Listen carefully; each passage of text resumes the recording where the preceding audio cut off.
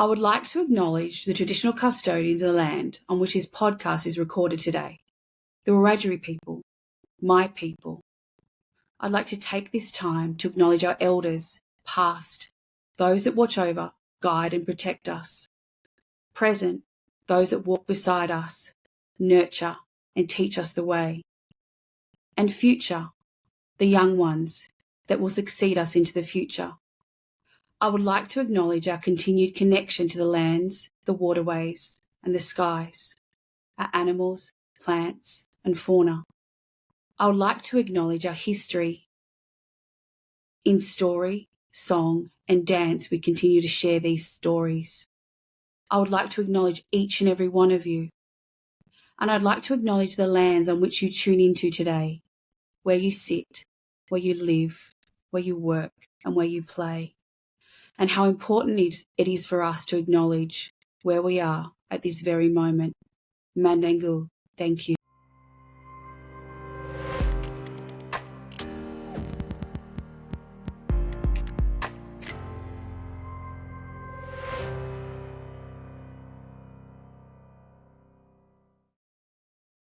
Hi, I'm Jenny, host of It's Not About the Money, and my guest today is Dawn Thomas. Dawn is a certified financial planner and a self-managed super fund specialist advisor. She is a self-professed superannuation nerd and in her spare time is studying a PhD looking at the superannuation behaviour of Generation Z.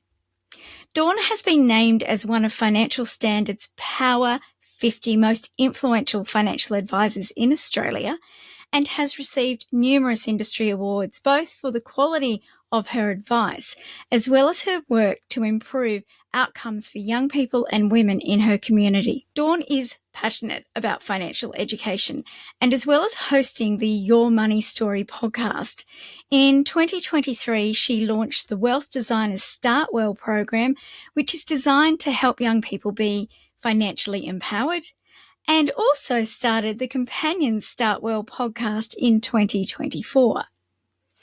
Dawn joins me today to talk about her observations about women's financial security from a financial advice perspective, the importance of having money conversations with children, and the challenges of balancing professional and personal obligations in the context of societal expectations placed on women. So welcome to the podcast, Dawn. It's so exciting to have you here. And the first question I'm going to ask you is, what lands do you live and work from? So I am on the land of the Noongar people from Perth, WA. And Perth has been my home since I moved here from Singapore. Can you please tell us a bit about yourself and what you do? So I am, I'd like to say, a financial advisor by day, and then by the mornings and the evenings, I am a mum to three. Look, I've unexpectedly fell into financial advice because I thought that I would end up being a journalist. And then at university, I also did filmmaking. But the universe had other plans for me.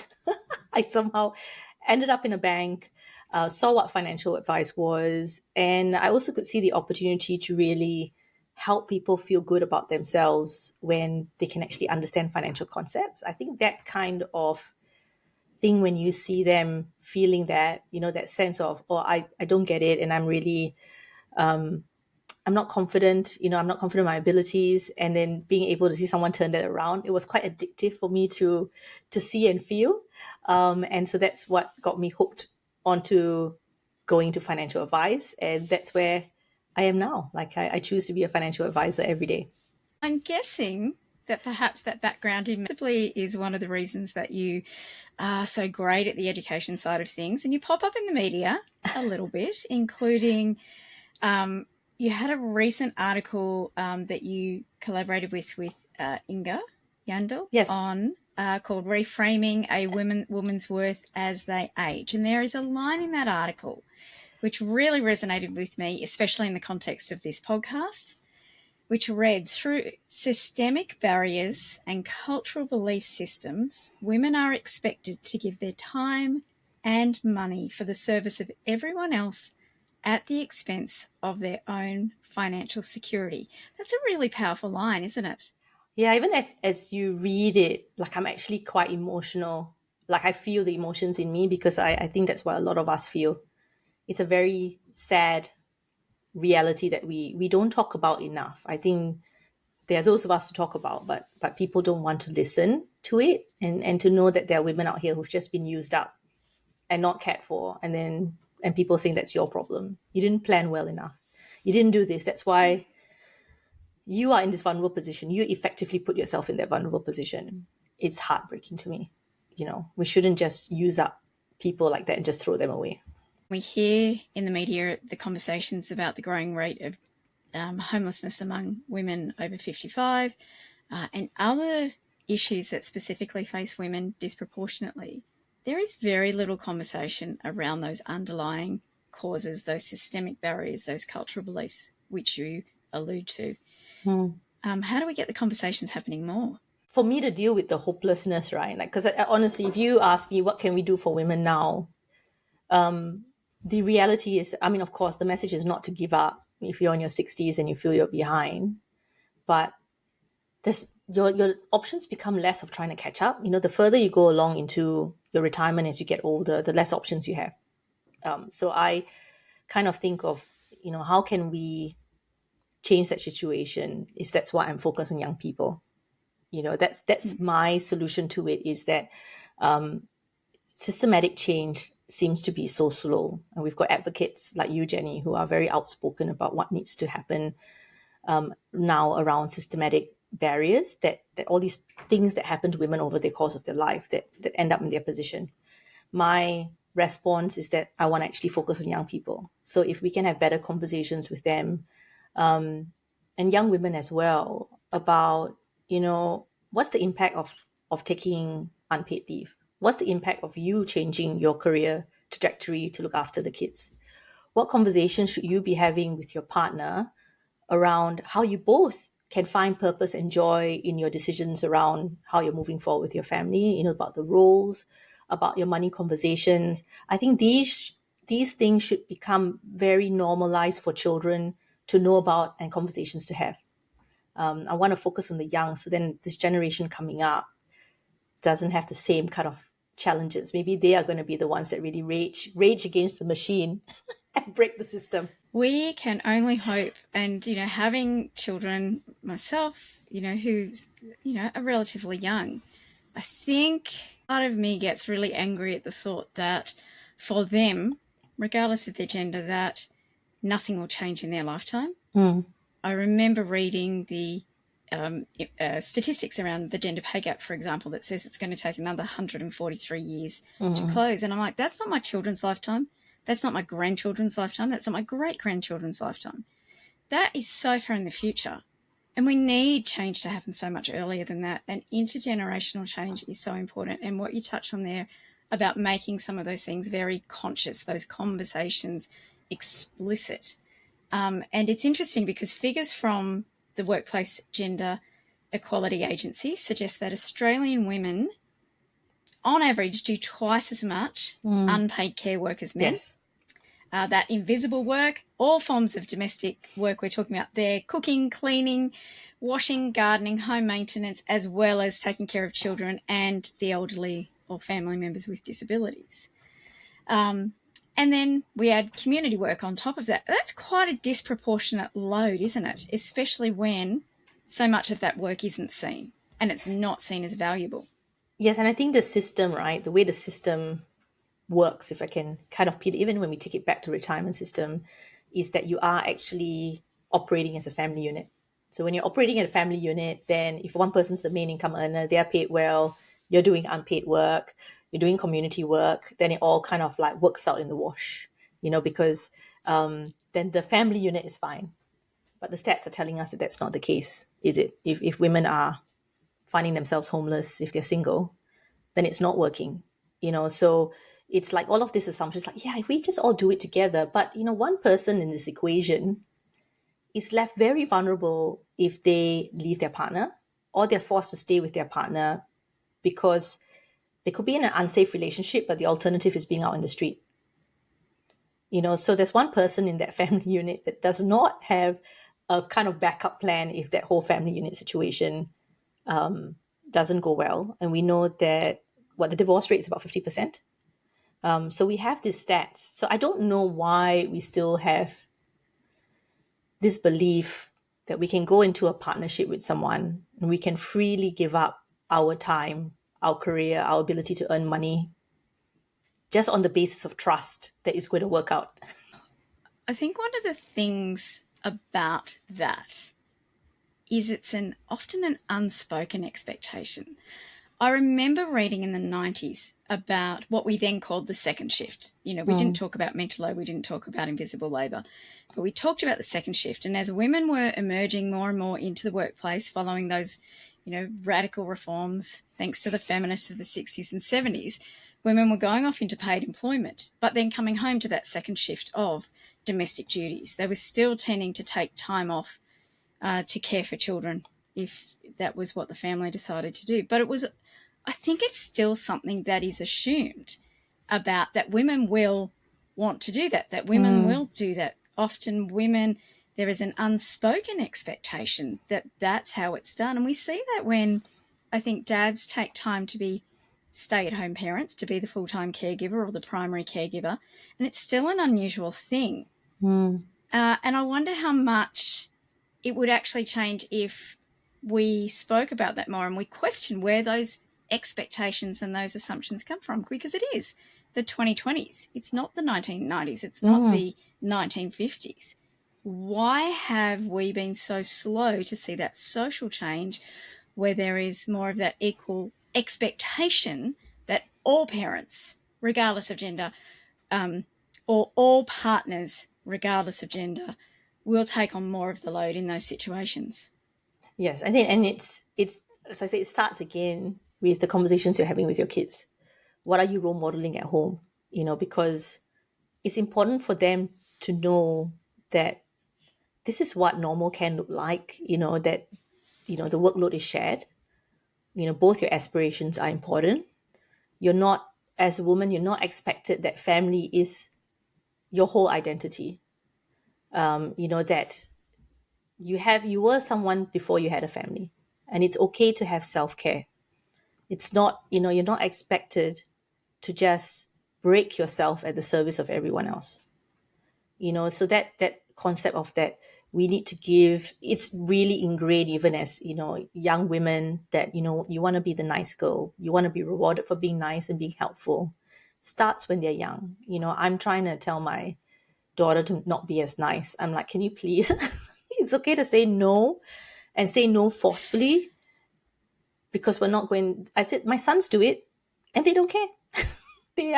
they're totally fine with it. And I told her, like, I already see that the some of the things that she takes on is, of course, stuff that I've taken on growing up as well. I know how that's going to translate to her in the working world. I know she's going to pick up those jobs, those tasks, and not going to be paid as much as possibly some of her male counterparts that are more selfish and smart with valuing their time.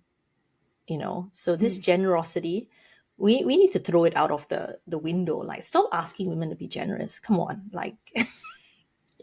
The niceness, the expectations around how we conduct ourselves in the workplace, and the extra things that we take on or are expected to take on, even though they have nothing to do with our role.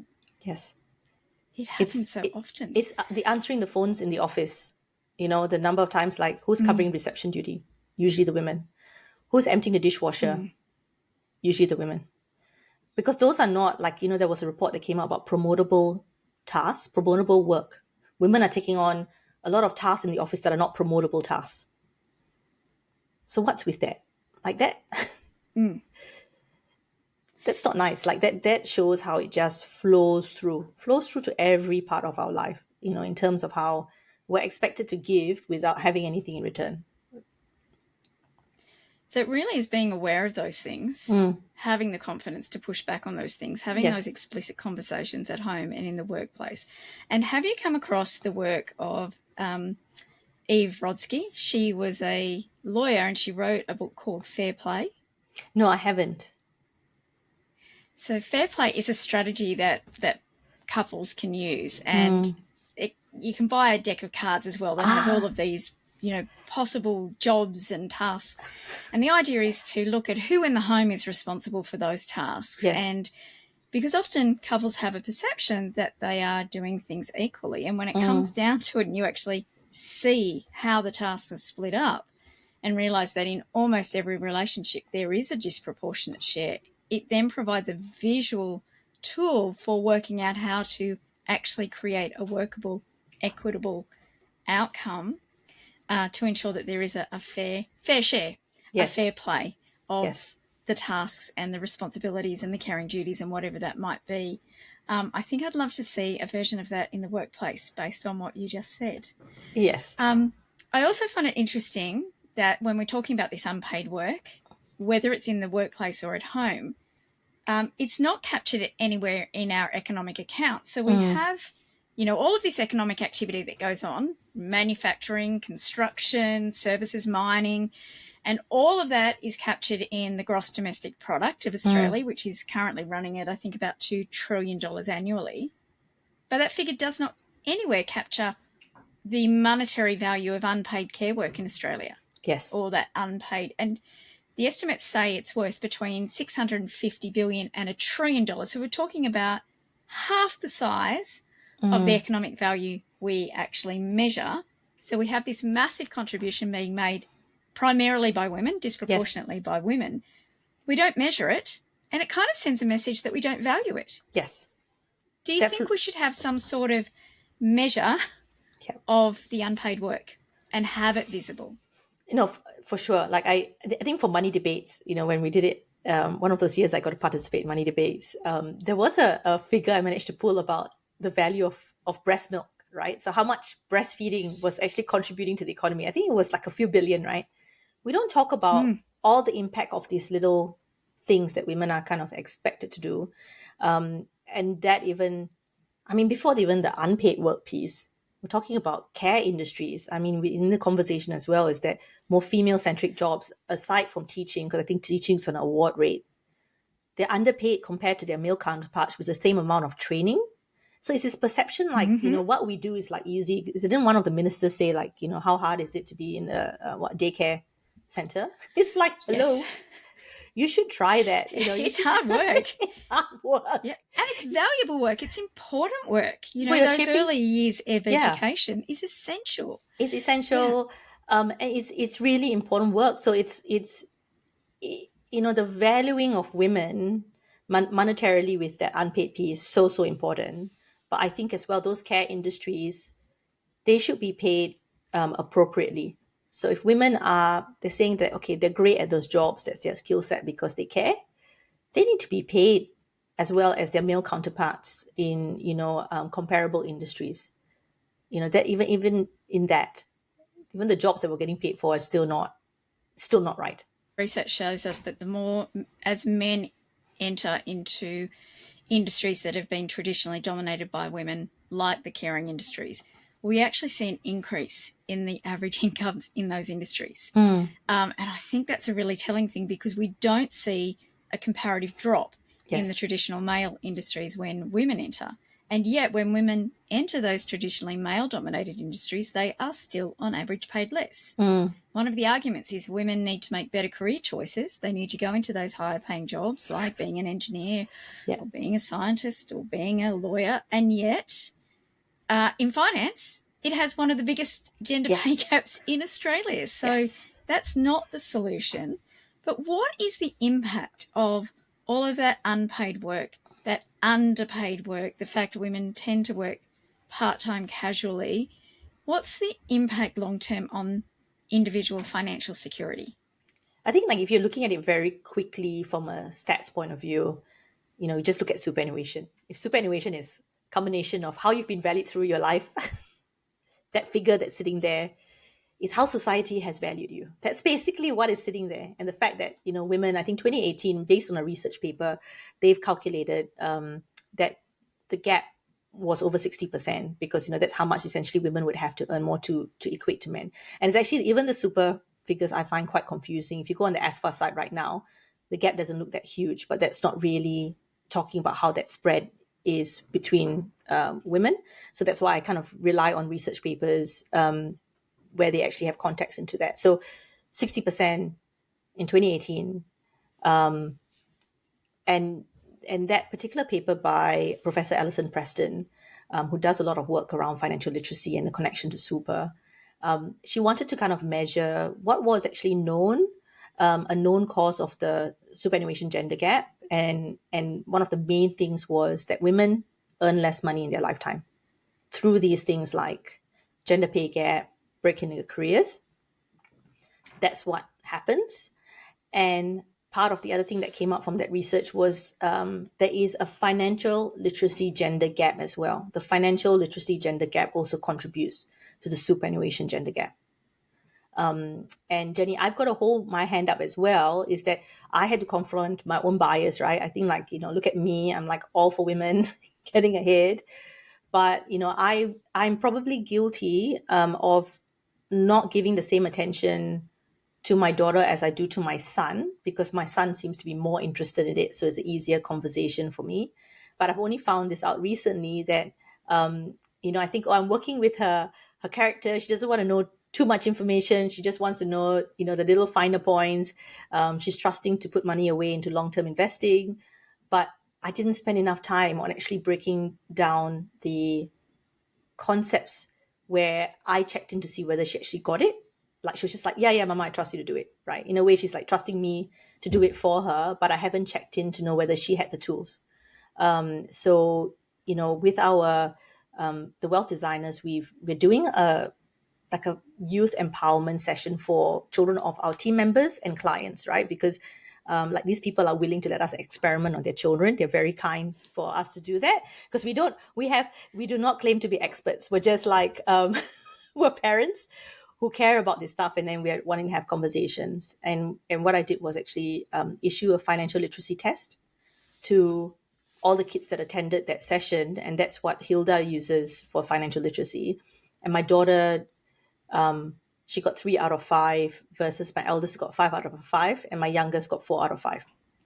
And of course, granted, this is a test that goes out to people 15 years and above. It was a slap in the face for me. I was like, oh my goodness, I failed.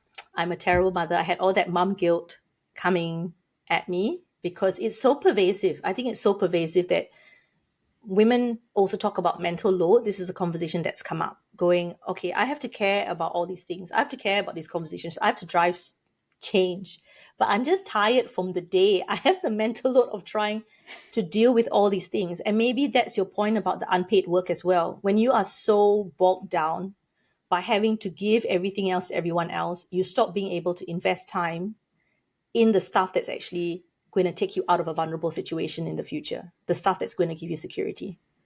The way that we've been told to prioritize our time, everyone else before ourselves, that means the mental load just like takes people out of the conversation, So, I know it's really long-winded way that I've meandered there, but it hits home that even I have those biases, and I think I'm more aware maybe than the average person.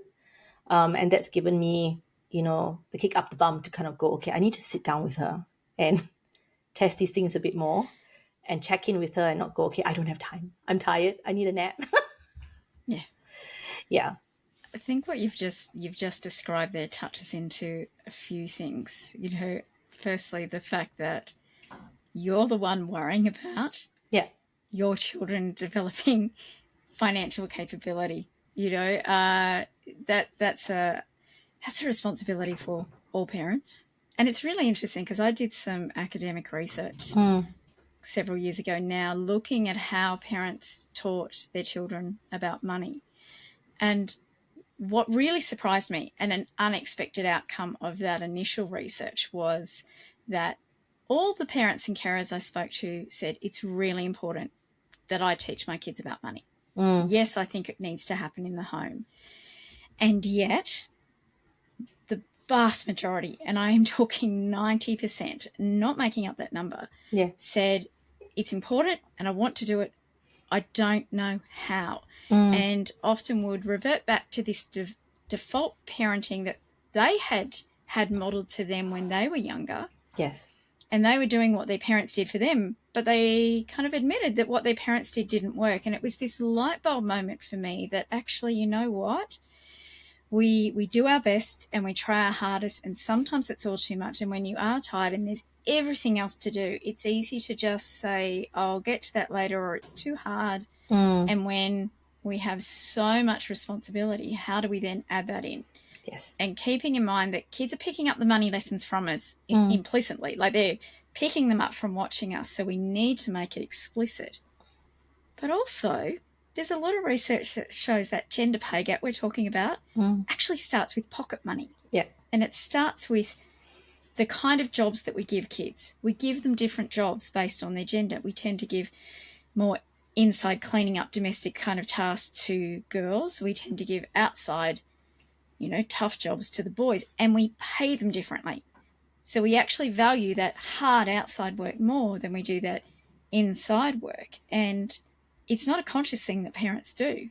It's this subconscious thing. And we're sending those messages to kids from a very young age. And if we want that intergenerational change, we actually need to be aware of that. And we need to be a lot more explicit in what we do. But how do we add it in when we are so exhausted and there is the lunches to remember and the uniforms that need to be washed and that note for that excursion and what do you mean you have a swimming carnival today? Yeah. And all of those other things, and plus adding work, paid work responsibilities on top of that. It's a massive load, isn't it? It's a huge load, and it's not a sustainable load. So I think if someone's feeling exhausted and they go, come on, Jenny and Dawn, you're like, I've got no time for this, and you're asking me to do yet another thing on there, I would say, we get it. We both get it. We're mums.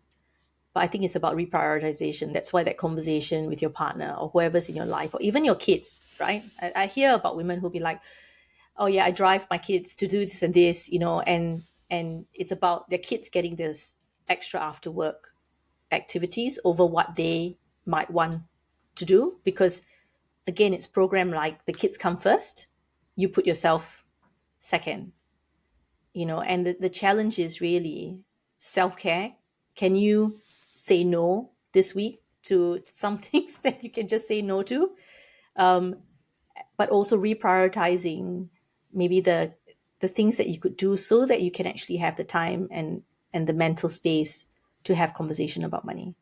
One of the mums of my son's really good friends, I said, okay, for his birthday, I can give him cash, or I'm happy to give him a share investing 101 course, and then I'll put that money into an account.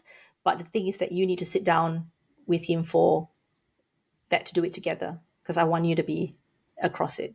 And she sort of told me, she's like, oh, that's not really me. I think that's more my husband's area. It was this bit of, I'm going to push back on that, because that was the first reaction. I can't do this. Someone else is better at this, because it's, again, mental load. Let's divide out the workload or the skill set or the decisions, so that, you can kind of cope with your day. And I kind of understand where she was coming from, but I don't think she also realized that I could communicate to her in a way that she would understand. Like, I wanted this to be this thing that she does with her son, because then she's aware of it. And then he's aware of it, so it's interesting. Like, if you're given that opportunity to step into a situation like that, I would say just say yes, despite all the apprehension you might have about your ability. Just trust that you're going to be able to take that on. And adding to that, looking for the everyday teachable moments, like when you go shopping.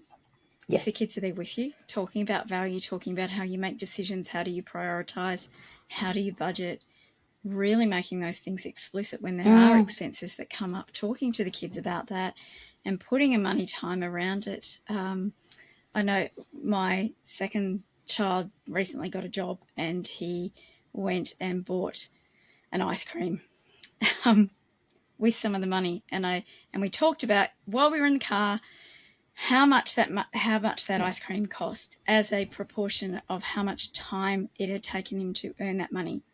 And he sat there and he went, this ice cream cost me half an hour. And being able to really put that kind of concept in, was it worth that half an hour of work to consume that ice cream? Little conversations like that just filter in. So it's not in the car while we're driving. It's not necessarily adding another thing in an already overcrowded day, but looking for those little opportunities throughout the day and really bringing it front of mind, I think is a great tool without it becoming so overwhelming and so overburdening. And another thing is that you're talking about self-care. Women need to start prioritising financial stuff, don't they? That's right. Looking at super, looking at insurances, looking at bank accounts. How can that happen in a practical way when we are busy, tired, overworked, and undervalued? I think maybe the assumption is that it takes more time than it actually does. Like, don't think you've got to solve all the world's problems at once. I think you just do a little bit at a time. And what we talked about before, Jenny, before we recorded, was again progress over perfection. So, one thing I would say maybe as a foundation, like 2 areas you can start off with before you delve into maybe your financial empowerment journey more deeply, is that budgeting. And people find the term budgeting like a restrictive term. It's call it whatever you want, call it your freedom plan, or whatever you want to make you engage with it. But you need to kind of know what's coming in and what's coming, like going out. And as a parent, like right now, I'm in the phase where I really get to enjoy and explore the relationship that I have with my kids around money and what I can talk to them about. And I just redid my budget just 2 weeks ago, and I got my son to sit down with me to do it. So we did the Glenn James spending plan together, and that's a free course at the moment. So Glenn sort of said that, look, so many people have signed up to the course. He doesn't need to make more money out of it. So, he has it on there. And I just wanted to have someone else explaining the concepts to my son besides me. So we're both watching someone else talk to us, as opposed to me talking at him for a period of time. We were both getting this information coming through. So it became like this bonding moment between my son and I. And as we input things into the budget together, it gave him the opportunity to actually ask me things about any of the line items.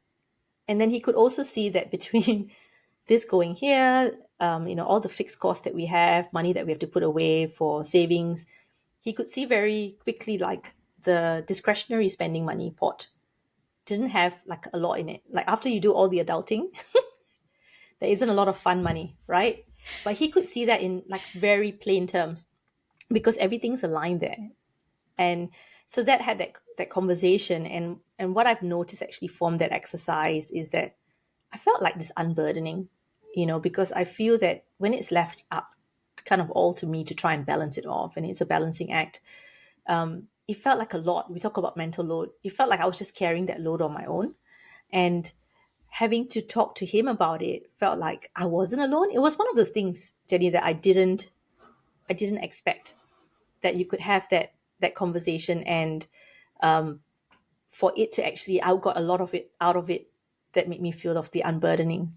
And then I think what he got out of it is that he understood stuff. And what I've noticed is that he actually complains less about my complaining about bills, because every time I get a bill and I'll be like, why has this been eaten so quickly? He understands. He understands that there's a cost. So for the moment, Jenny, I think like that particular exercise, do a course, whether it's through Money Smart or, to one of these people that are doing general advice courses, or something like a course online that is free, like the spending plan by Glenn James.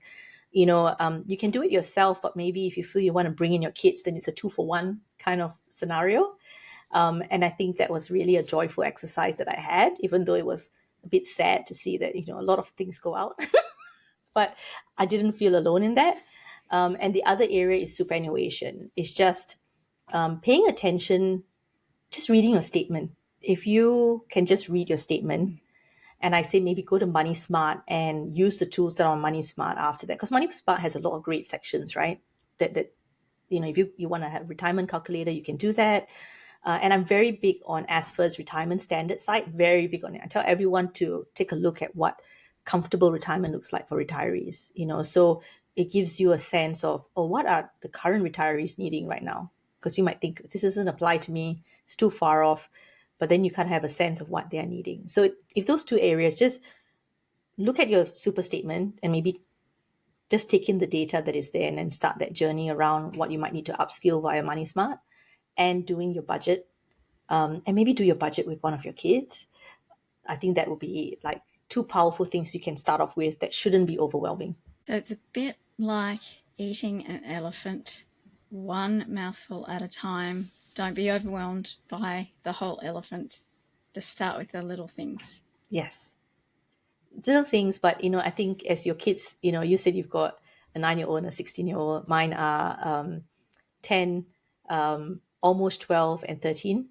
And I feel they're reaching this age where you can kind of bring them into these conversations, and I feel like it's actually quite an exciting point to be with them and talk to them about this adult stuff, so that maybe they're a bit more prepared. I really see that joyful part of that. And maybe all of us need a little bit of unburdening. That's one way that I found that I could actually unburden some of this tough adulting responsibility. Yeah.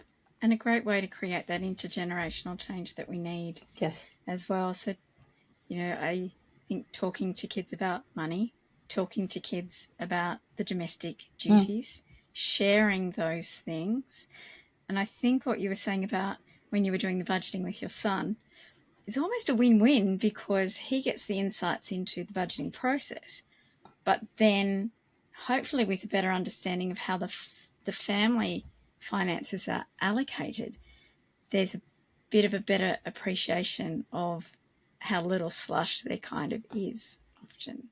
Yes, it puts things into perspective. And I think the way that we run our budget at home is that, my husband has a set of bills that he pays, and I have a set of bills that we pay. We know what each other earns, but then we kind of leave it up to each other to manage those particular bills. And my husband has been resistant to my budgeting exercises. He says it feels very financial advisey. So he's pushing back, So what I find is, like, while I can't have that experience with my husband to sit down with it because he's resisting at the moment, I can actually bring my kids in. But I also find like the kids are more of a neutral party between both parents.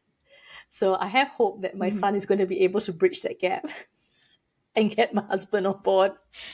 So he doesn't feel like it's coming from, his financial advice wife that always comes back with all these. She's very smart. I know, it's just, you got to work very with it. Smart.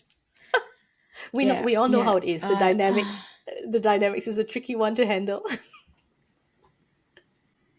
I've got a few final questions. Okay. Who are 3 women who have inspired you and why? Oh, that was a tough question actually, because I feel like, can I say collectively, sort of what we talked about before we started, is that this amazing group of women in finance that are just, using their voices and encouraging each other. So, like you, Jenny, I know that we've just connected and talked, but we've been actually in similar spheres, going around, like Lacey Philippich, whenever I feel like she's like really quite on the forefront of feminism in money and a lot of things about equality and equity. When I see women like that being up there and really talking and being bold, it's women like Amy Baker, who really talks about not actually about being perfect. It's actually about working within our imperfections, because I think part of it is that we think we need to be up here. And then that's slowing our progress because we already quit before we start. We're like, no, I'm not here, so why am I doing it? Like that vulnerability that Amy Baker brings, and she's a financial advisor and a money mindset coach and a leader as well. Like Felicity Menzies, like all these women that I see on LinkedIn. I think Kathy Audie as well, talking about very boldly about topics, domestic violence, financial abuse. They are putting these topics out there. So, they're not forgotten topics. And those are the women that I'm very appreciative for and very inspired by. Because when I get up in the morning, my phone's not in my room. When I get out to my phone and I look on my LinkedIn feed, I've really felt like, look, these women are really fighting the good fight before I've been able to brush my teeth. They're out there already fighting. It's it does a lot for me, because I'm like, okay, as soon as I get ready, I'll go on my fight. So that's sort of who inspires me.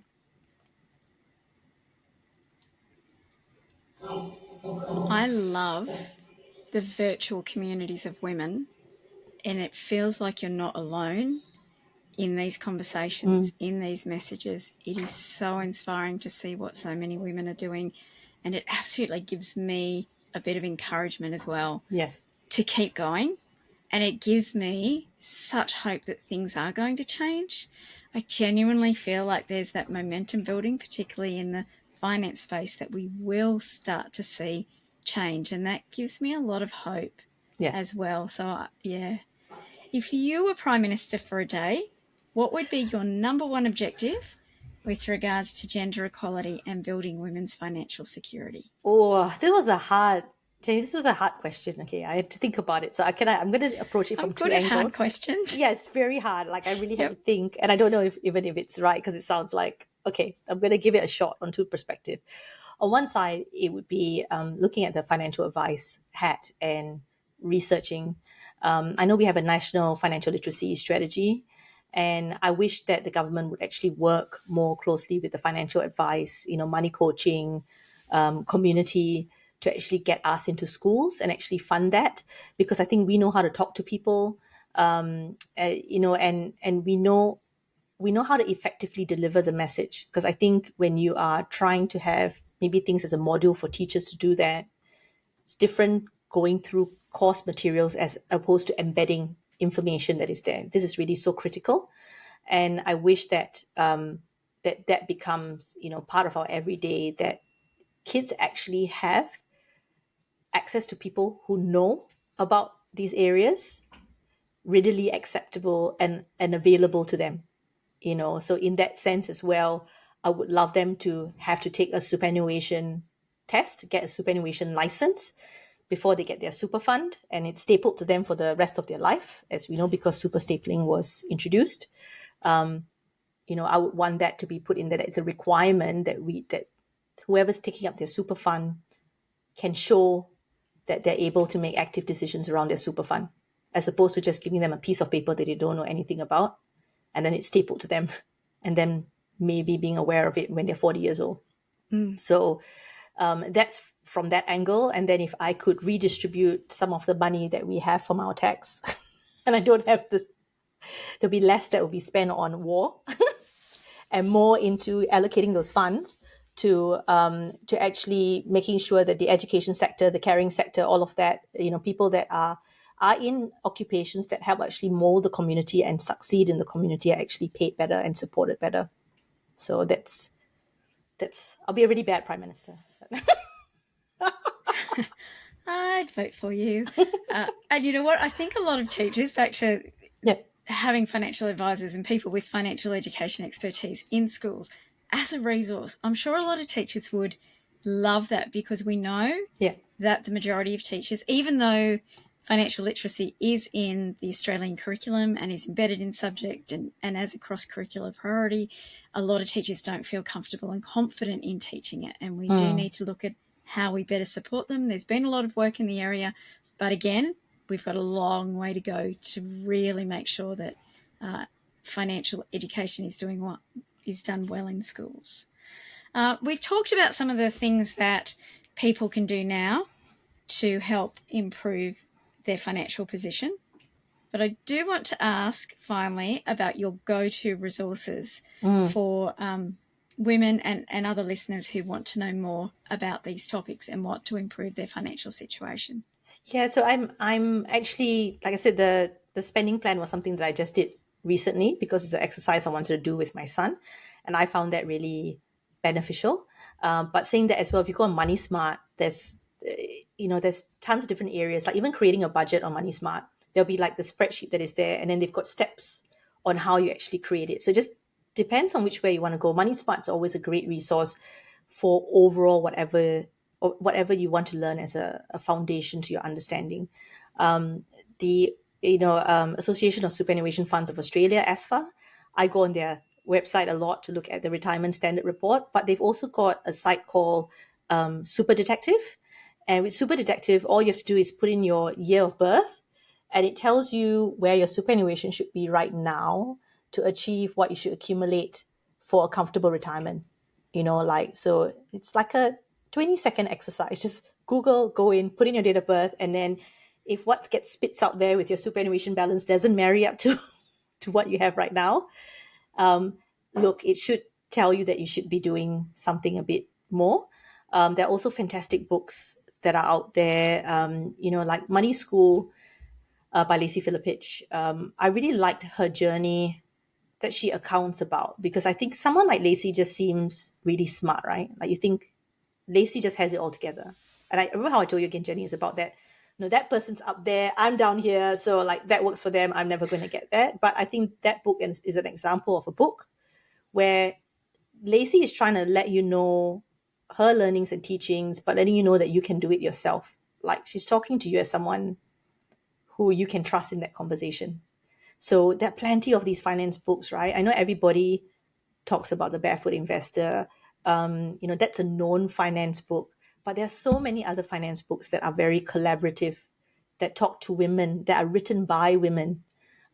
So I would encourage people to explore that, even for, presents or presents to people. Think about something that's going to, you're buying a gift for your child. A finance book is a good gift, but you can also borrow it from the library for free.